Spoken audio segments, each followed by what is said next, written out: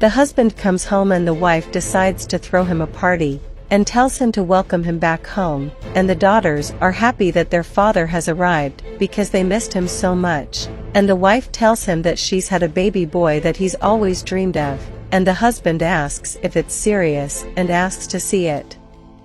The father is happy to see the boy and says he's very beautiful, but the daughters try to say something to their mother, but the mother tells them to be careful not to say anything stupid, and she insists and tells the daughters to go to their room because now she needs to talk to their father.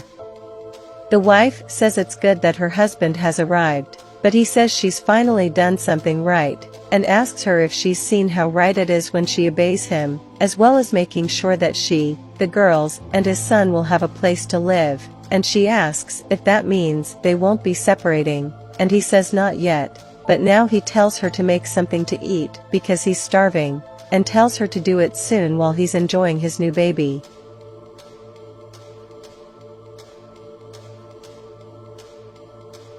On the other hand, the husband is happy that his wife and son have arrived, and asks how the walk was, and she says it was wonderful. Then the husband asks how his boy is, but when he looks at the baby carriage he asks where his son is, and the wife says he's there in the baby carriage, but the husband starts to ask where his son is and that there's a girl in the baby carriage, but the wife asks how so.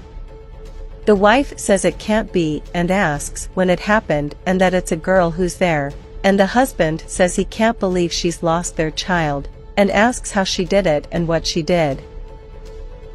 The girls say that that baby isn't their brother, and the other sister says that it's obvious that he isn't and that he's a boy, while their sister was a girl, and the sister says that she thinks their mother did something very wrong, and she asks the baby to calm down because he'll be with his mother soon. The sister tells them to go straight away because if they don't they'll see them, but the other sister asks what they're going to do since they don't even know where the baby lives, but she tells them to look in that bag, which isn't their sister's, but the baby's, and the sister agrees. Then they go and get the baby's bag. When they pick up the bag, she says that there is an address there and that it must be where the baby lives, and that they should go. However, when they try to leave, the father appears and asks where the daughter is going and what she's doing, but the daughter says it's nothing and that she was just going to study, but the father says that the daughter must be crazy because she never liked studying.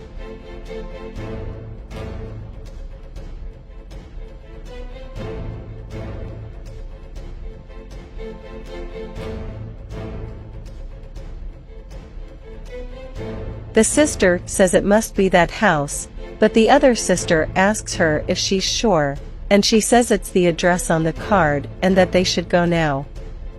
The girl rings the intercom, and the sister says she expects someone to answer quickly. Then a woman appears and says that's her son and asks to see him, and confirms that it really is her son, and she thanks God but asks who those girls are and what they're doing there, and how come they were with her son, and asks them to explain better, and she tells her son that she thought she'd never meet him again.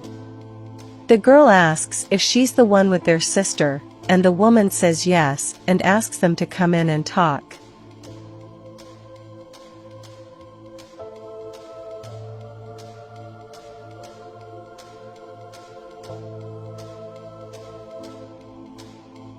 The husband goes to his wife and asks where his son is, but she says she doesn't know and that he must be upstairs in the bedroom with the girls, but the husband says that the baby and the girls aren't in the bedroom, so he asks where they are. The wife goes to her husband and says that those girls have brought their son back, that their son has returned, and the husband hands the girl over to the girls and holds the son back. Then he asks if they were the ones who took his son, but the girl says no and asks her sister to tell him the truth and everything their mother did. The sister tells him that it was their mother who swapped the babies, but that she's not a bad person, and that their father doesn't like them because they're girls, and he always wanted a boy, and the woman asks how the story goes, that their mother took the baby just to please their father, and the girl confirms that she did and tells him that their father threatened their mother that if he didn't have a boy he'd throw the three of them out on the street. The man says that he can't believe that men like that still exist in this day and age, and the girl says that they came there to give up their son and get her sister back, but the sister asks what they're going to do when their father finds out the truth, but the woman asks them to stay calm because they'll help them.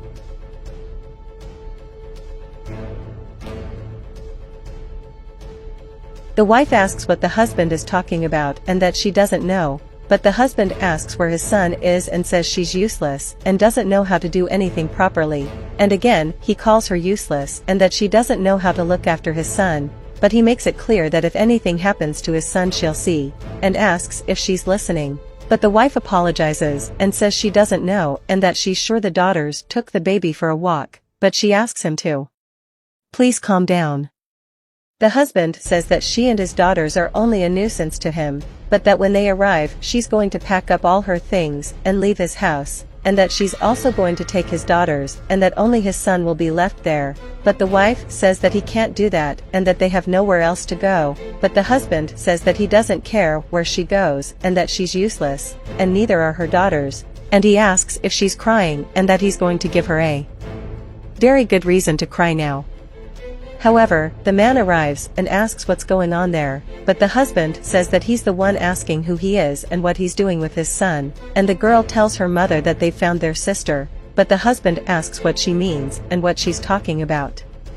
The woman confirms that that's exactly what he's hearing, that in reality his wife didn't have a male child, that she swapped the babies, and that she did it just to give him a taste of having a male child, and the husband asks if he lied to her and calls her a damn liar. But a policeman arrives and says that he's under arrest, and the woman explains that the only damned person there is him and that he's going to pay for all of this in jail for what he did to all of them, and the policeman tells him to get going and that he's under arrest, and the husband says that they're going to pay for all of this and calls them damned. The mother asks her daughters for forgiveness for this, and the woman arrives and hands over her baby, and the man asks her to stay calm because her daughter is fine. But the mother wonders what she's going to do now without her husband, what's going to become of their lives, and that she's a terrible mother, but the man asks her to stay calm because she only made a small mistake, which was out of desperation, and the woman also asks her to stay calm and not worry like that because the most important thing is that her 3 daughters are by her side, and that she can't depend on men and that she can work. The mother says that she has never worked in her life, but the man asks her to stay calm and that they will support her and she will easily forget this experience, and she thanks them for everything, and the daughter says that it's not so bad being a woman, and that they love their mother, and the woman tells her to see that her daughters love her, and that she has a wonderful future ahead of her, so she must be strong, and the mother thanks them for everything and apologizes for anything, and she says she loves her daughters very much.